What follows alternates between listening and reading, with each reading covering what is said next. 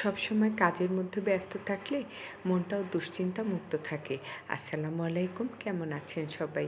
আলহামদুলিল্লাহ, আমি যেভাবে আছি ভালো আছি। এই তো দেখতেই পাচ্ছেন, প্রথমেই দেখেছেন ওটা হচ্ছে গরুর পায়া।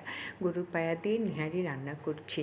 এই তো দেখেন প্রেশার কুকারে, তার আগেই আমি সুন্দর করে পায়াটা ধুয়ে পরিষ্কার করে সমস্ত মশলা দিয়ে আস্ত পেঁয়াজ রসুন দিয়েছি, হাতে মেখে তারপর প্রেশার কুকারে গরম পানি দিয়ে সেদ্ধ হতে দিয়ে দিলাম, কারণ এটা সিদ্ধ হতে অনেক সময় লাগবে।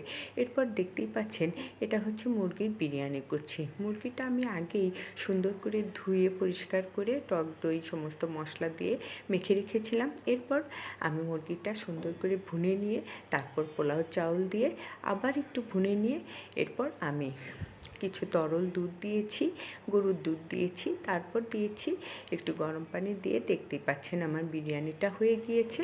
আমি দমে রেখে দিয়েছি। আর এটা হচ্ছে দেখেন একদম অল্প পরিমাণে একটুখানি তেল দিয়ে আমি নিহারিটা ফোড়ন দিয়ে নিয়েছি। এই তো দেখেন আমার বিরিয়ানিটাও আলহামদুলিল্লাহ হয়ে গিয়েছে। খুব সুন্দর হয়েছিল কিন্তু বিরিয়ানিটা।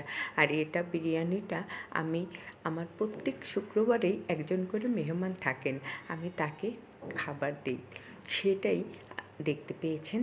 আর এই তো নিহারিটা আমি সুন্দর করে ফোড়ন দিয়ে তারপর নামিয়ে নিয়েছি।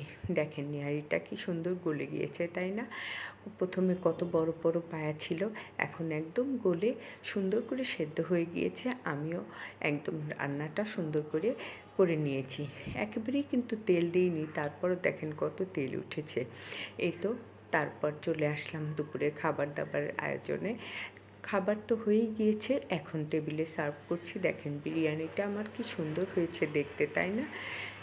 খেতেও মাশাআল্লাহ খুব সুন্দর হয়েছিল। এখন প্লেটে সুন্দর করে সাজিয়ে দিয়েছি, আর একটুখানি বোরহানি করেছিলাম, সেটাই দেখতে পাচ্ছেন।